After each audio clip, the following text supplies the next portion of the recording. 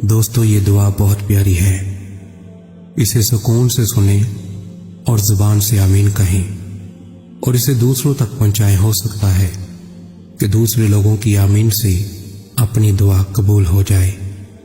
आमीन।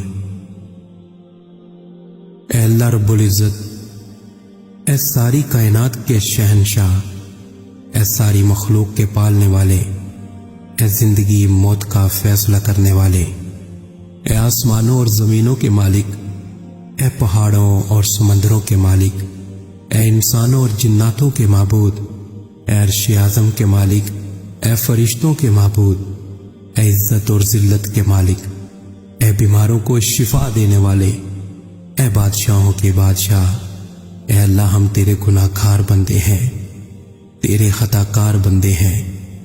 हमारे गुनाहों को माफ फरमा, हमारी खताओं को माफ फरमा। ऐ अल्लाह हम अपने अगले पिछले सगीरा कबीरा सभी गुनाहों, खताओं और नाफरमानियों की माफी मांगते हैं। ऐ अल्लाह रब्बुल इज़्ज़त, हम अपने गुनाहों से तौबा करते हैं, हमारी तौबा कबूल फरमा। ऐ अल्लाह हम गुनाहगार हैं, सियाहकार हैं, बदकार हैं, तेरे अहकाम के नाफरमान हैं, नाशुक्रे हैं, लेकिन मेरे माबूद तेरे नाम लेवा बंदे हैं, तेरी तौहीद की गवाही देते हैं। तेरे सिवा कोई इबादत के लायक नहीं, तेरे सिवा कोई बंदगी के लायक नहीं, तेरे सिवा कोई तारीफ के लायक नहीं। हमारे माबूद हमारे गुनाह तेरी रहमत से बड़े नहीं हैं। तू अपनी रहमत से हमारे गुनाह माफ कर दे, माफ कर दे, माफ कर दे। ऐ अल्लाह पाक, हमें गुमराही के रास्ते से हटाकर सिरातल मुस्तकीम के रास्ते पे चलने वाला बना दे। ऐ अल्लाह ऐसी नमाज पढ़ने की तौफीक अता कर जिस नमाज पे तू राजी हो जाए।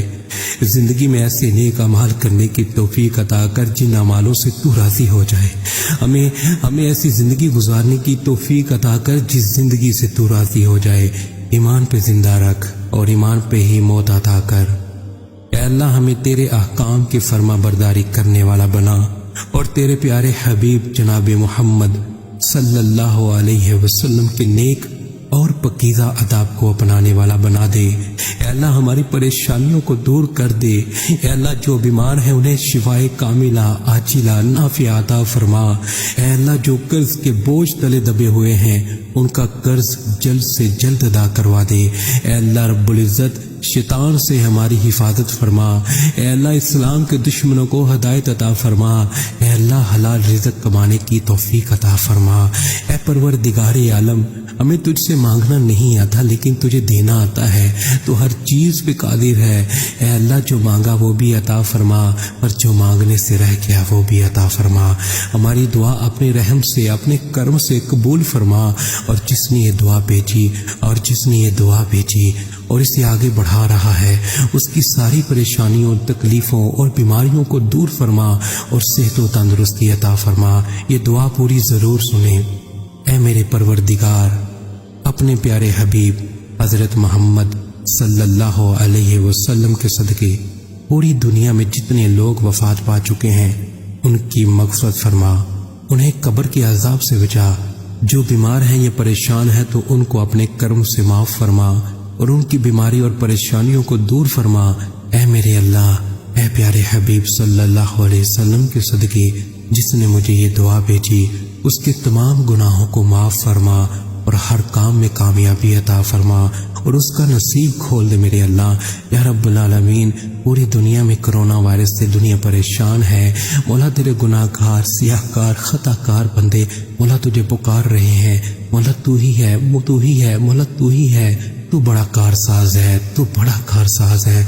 मौला तुझे तेरे हबीब का वास्ता, मौला तमाम उम्मत मुसलमान को मौला इस मोजी बीमारी से महफूज फरमा।